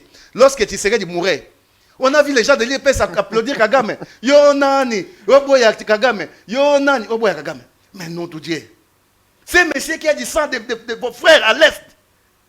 Vous allez l'applaudir, vous allez dire, yo nani, c'était au stade des martyrs, qui n'était pas présent. Mais il fait donc pas ce sont des choses là. Mais ils sont pas différents de vous. Vous savez, mon frère Christian Bossembe, vous savez qu'il y a des choses, nous sommes tous des Congolais. Nous voulons que ces pays avancent. Ce n'est pas question de crier à la télévision ici Mais il faut être conséquent à ce qu'on dit et à ce qu'on fait. En sens, nous disons que la valeur d'un homme politique s'évalue non pas par rapport à ce qu'il dit, mais par rapport à ce qu'il fait. Vous savez, Kabila, que ce soit les destructions, que ce soit la construction pour ce pays, Kabila parlait peu, mais travaillait quand même. Tandis que Tshisekedi parle beaucoup, il a fait autant de discours, mais qui n'ont jamais été réalisés. Vous le savez très bien. Quand lui, il dit par exemple que pendant les 4 ans, nous on a maintenant les billets de 5 000 $. Mais qu'est-ce que vous avez fait avec, qu'est-ce que vous avez déjà construit de fils, ne serait-ce qu'une école avec les 5 000 $. Vous avez construit, vous, ne serait-ce qu'un hôpital. Attendez, est-ce que c'est une nécessité? Non, mais du coup, est-ce qu'une école, un hôpital, c'est une urgence, une nécessité pour le Congolais? Non, moi je te pose. Je dis c'est une école, et un hôpital pour le moment. Est-ce que c'est une nécessité? Est-ce que vous savez qu'aujourd'hui, mais c'est grave. Il y a des hôpitaux, il y a des écoles. Mais pour répondre à votre question. Vous avez payé aux gens 60 000. Allez-y, Christian. Vous comprenez? Oui, oui, Christian. Mardoché, une école, une école et un hôpital sont très importants et c'est une nécessité pour l'instant. Mais autant aussi pour vous, M. Jean-Paul, il y a plusieurs écoles qui ont été construites. Je vous parle par exemple du Nord. C'est là où je voudrais en venir. 14 écoles ont été construites. 2 centres hôpitaux ont été construits. Je vous parle. Je parle de Nord-Ubangi. Moi, je ne connais qu'une seule école qui est ici à Kinshasa, qui n'a ni construit ni refait, mais qui l'a refait. C'est moi qui ai à Lem. Qui n'a même que des peintures qui coûtaient 3 millions de $. Parlez-moi à Kinshasa ici. Quelle école il a construit? Il a construit à Nord-Ubangi. S'il vous plaît, informez-vous. Il faut aller par exemple au FPI. Non, mais il faut aller au FPI. Vous avez notre question à poser? Non, il n'y a pas de question à poser. Non, mais je vous éclaircis. Parce qu'il faut éclaircir les choses. Non, autant je les recadrer. Vous donnez l'impression d'être co-débatteur. Non. Autant je les recadrer, autant je vous recadre. Non, c'est lui maintenant qui parle et vous aurez le temps de parler. C'est moi qui parle. Oui, fais-moi. Merci, excusez-moi. Excusez-moi, mon frère. C'est pas possible. Excusez-moi. Alors, Mamba, allez-y, vous avez la parole. Bon, moi je pense que nous ne pouvons pas, à n'importe quel prix, en tout cas, nous laisser appâter ou bien allécher par Kagame. Qu'il soit grand leader ou pas, ça ne nous concerne pas du tout. Il est en train de poser des actes pernicieux sur notre territoire. Nous ne pouvons en aucun cas, sous aucun prétexte, soutenir ce qu'il est. Ça, c'est quel genre de leadership? Ça, c'est quel genre de leadership axé sur le sang des Congolais? Vous appelez ça, vous appelez ça leadership? Pour son pays, mon frère. Non. Moi, je pense que ça, je suis en train de fustiger avec une grande fermeté cette façon de voir les choses. Et j'en viens maintenant à la réconciliation. Vous savez, c'est comment vous pouvez déployer des débauches d'énergie pour défendre la culture paroissiale? La culture paroissiale, elle est mauvaise. Elle est mauvaise. La culture paroissiale est mauvaise sur toute la ligne. Encore, je pense que et même la culture des suggestions aussi, elle est mauvaise.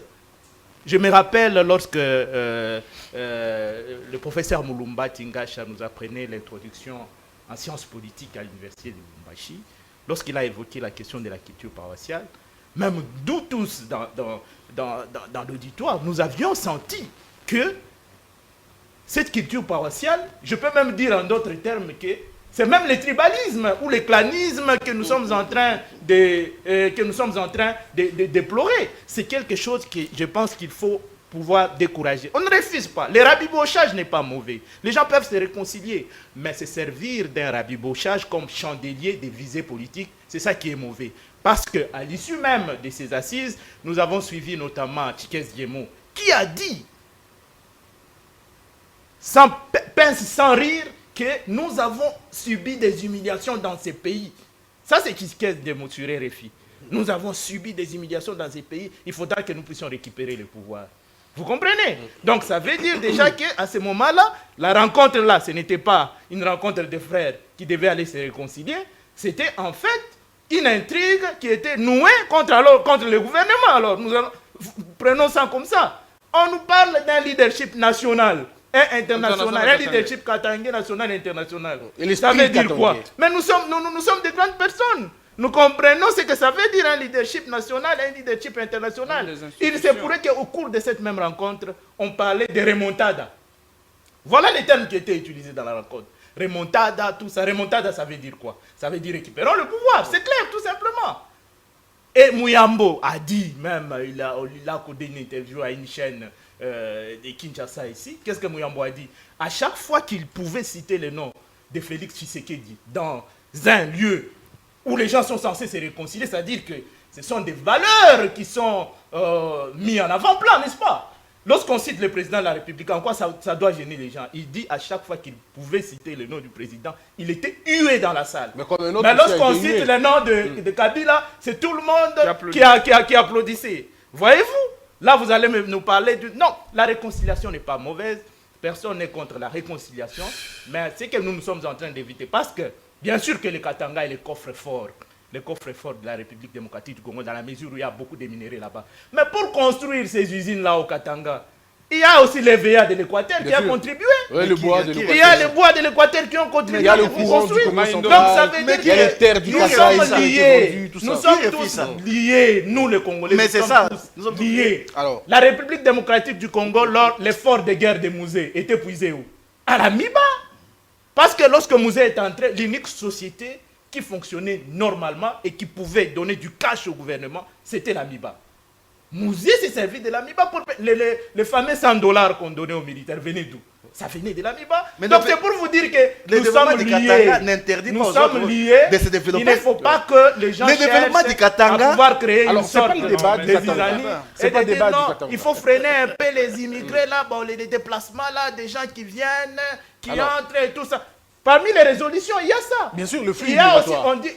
On a parlé du flux migratoire là-bas. On a aussi parlé de quoi? De la priorité qu'il faudra accorder, n'est-ce pas, aux autochtones pour l'exploitation artisanale.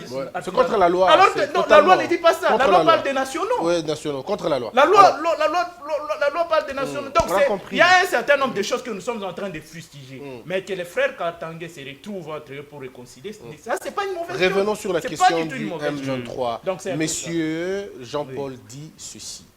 S'il était inscrit dans la Constitution qu'un Rwandais ou un autre président de notre pays pouvait postuler chez vous, lui, non seulement qu'il voterait, mais il battrait campagne pour Kagame. C'est ça sa réflexion.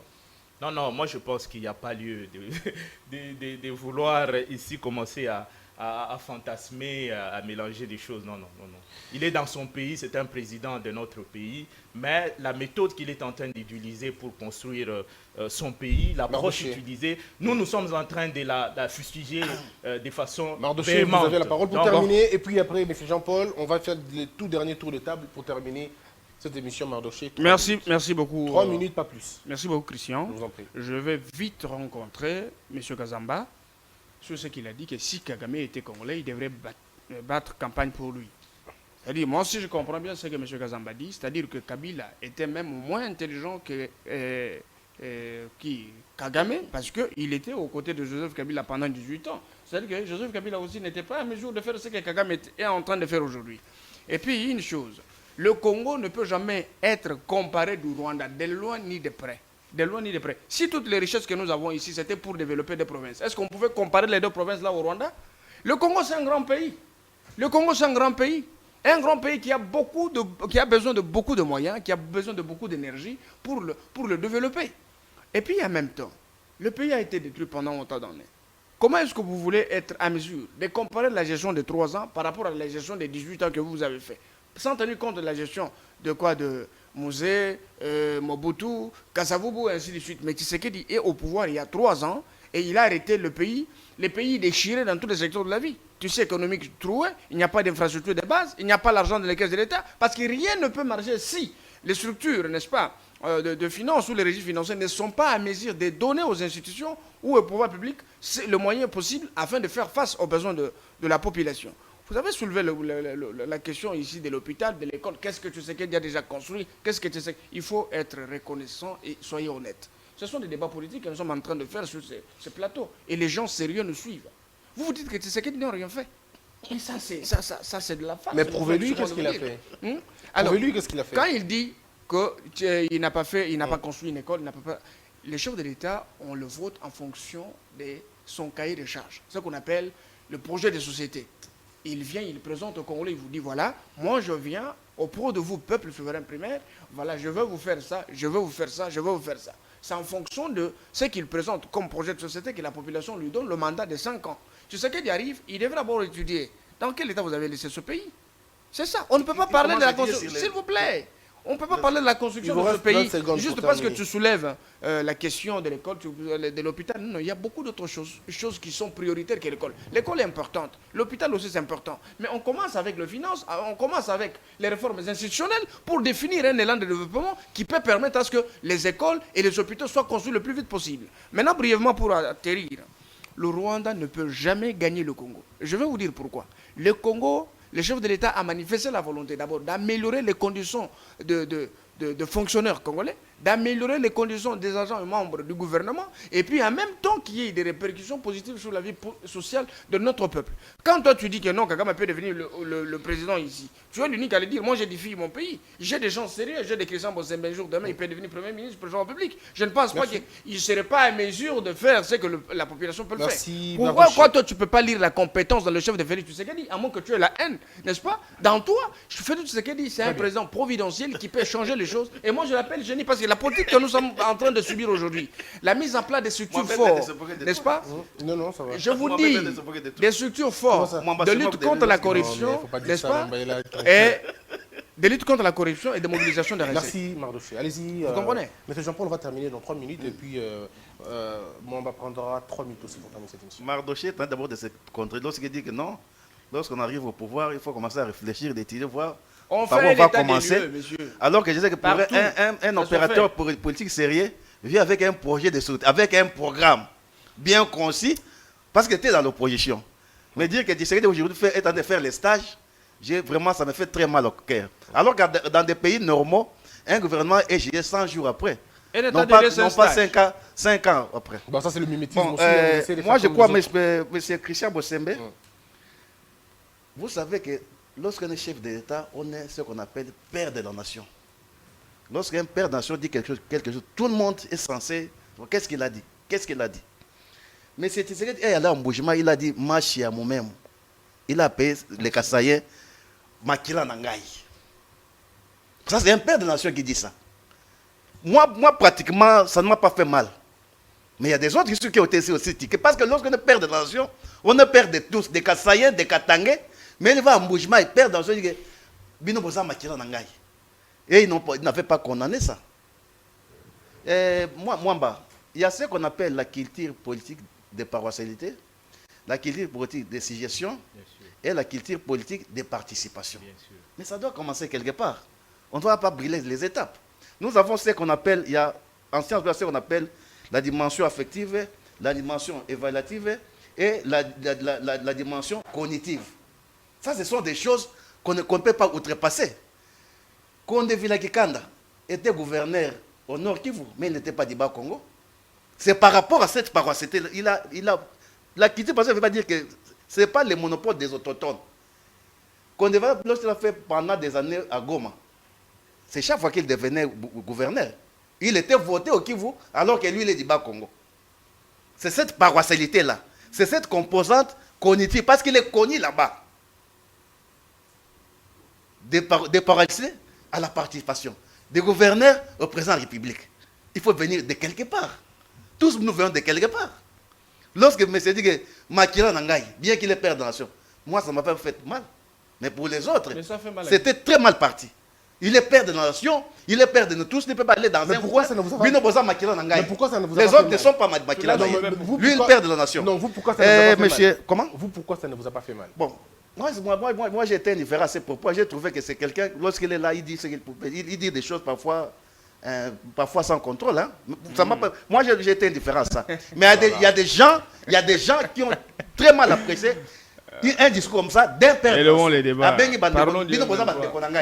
Là, ça n'a pas posé de problème. Lorsque des frères Katangais se réunissent pour voir comment ils peuvent construire les Katanga, mais construire les Katanga, c'est l'intérêt du Congo. On va construire le Congo de quelque part. On va commencer de quelque part. Ceux qui sont au Bas-Congo vont construire le Bas-Congo.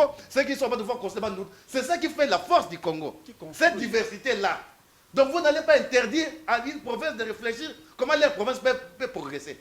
Et c'est seulement l'union sacrée qui est farouche à cette façon de voir. Merci beaucoup. On a terminé cette émission. Oui, terminons rapidement. Je voulais terminer. Moi, je pense qu'il faut que l'heure est grave. La patrie est sacrée. Nous n'avons pas besoin d'avoir des antipatries. Mais c'est que nous demandons, parce qu'il y a parfois des discours ici, oh non, soutenons le FARDC, soutenons le FARDC. Mais les FARDC est soutenu par les Congolais au travers de leurs impôts et leurs taxes. Il revient maintenant à toi, commandant suprême de l'armée. Il revient à vous maintenant, dirigeant, d'être sérieux et responsable. Vous savez qu'ailleurs, peut-être que... les chefs d'État est moins sérieux. Non, nous sommes en face de nous à des jouisseurs. Qui est juste? À des gens quelqu'un qui a fait plusieurs voyages pour n'ayez apporté. Il nous a même produit des pions, mais qu'on n'a pas vu. Donc moi je pense qu'aujourd'hui l'heure est grave. Nous avons besoin d'un leadership fort. Raison pour laquelle j'ai dit qu'en 2023, il faut qu'il y ait élection. Il y aura élection en 2023. Il faut qu'il y ait des élections transparentes et crédibles. Parce que vous savez qu'aujourd'hui, il y a eu des mécontents par rapport aux élections de 2019 qui continuent à croire que leur voix a été votée. Donc aujourd'hui, nous voulons avoir des élections transparentes, crédibles et dans les délais constitutionnels. Il faut qu'on ait un leadership fort qui peut faire face à toute vénété des invasions du Congo. Vous savez vous-même que vous avez emprunté beaucoup de choses qui n'ont rien à voir avec les sujets de Nous parlons Congo, mon frère. J'ai profité de votre micro. Nous parlons Congo. J'ai profité de votre micro. Allez-y. Dis-moi s'il y a des agréments. Il n'y a pas de problème. On va terminer avec vous, Mwamba. Oui, ce que je peux dire en rapport avec ce que vous venez d'évoquer ici au sujet de la culture paroissiale, c'est que la faiblesse de cette culture paroissiale, ce que nous sommes en train de fustiger, c'est quoi? C'est le fait de dire « Oyaza Abisso » ou « Yunuetu ». C'est-à-dire que là-bas, les valeurs, vous comprenez, les valeurs ne sont pas mises en relief. Vous comprenez? C'est ça que nous sommes en train de fustiger. C'est-à-dire ça, c'est un notable du coin.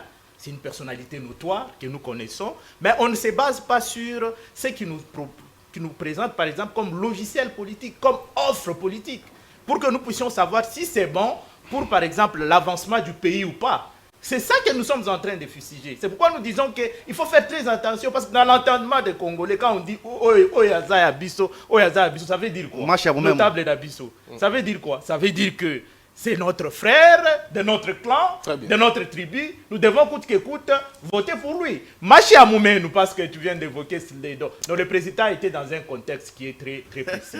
Parce qu'il était des gens qui étaient en train de se faire l'écho des informations fallacieuses, comme quoi le président de la République ne fait qu'effectuer des voyages à l'étranger, il va voir les autres et il abandonne ses frères, ses frères d'origine. Il n'est pas capable de faire ceci. C'est pourquoi il leur a dit. Il faut mettre dans le contexte de dire que si je peux avoir, si moi-même je peux m'échiner, je peux faire des efforts, m'efforcer à pouvoir voir dans quelle mesure on peut trouver des solutions pour, n'est-ce pas, les autres compatriotes congolais. Pourquoi pas pour vous aussi, mes frères? Donc, le président de la République a une origine qui est bien connue. Moi, je ne vois pas le mal, en cela. C'est comme il a dit que les Katangais se sont réunis. Ils se sont réunis. Personne ne les a interdits. Mais le mal, c'est ce qui se cache derrière. Les intentions. Les résolutions.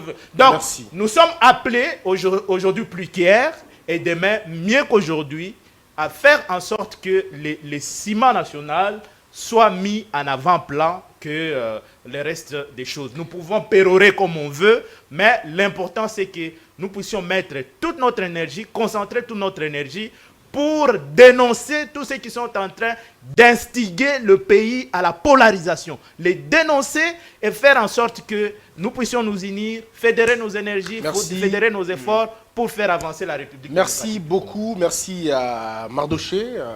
Merci d'être là, d'être passé. Merci Christian, je suis resté avec des choses. Oui, on en parlera plus tard. Merci à vous, Freddy Mwamba. Merci à M. Jean-Paul Kazamba. Merci Christian.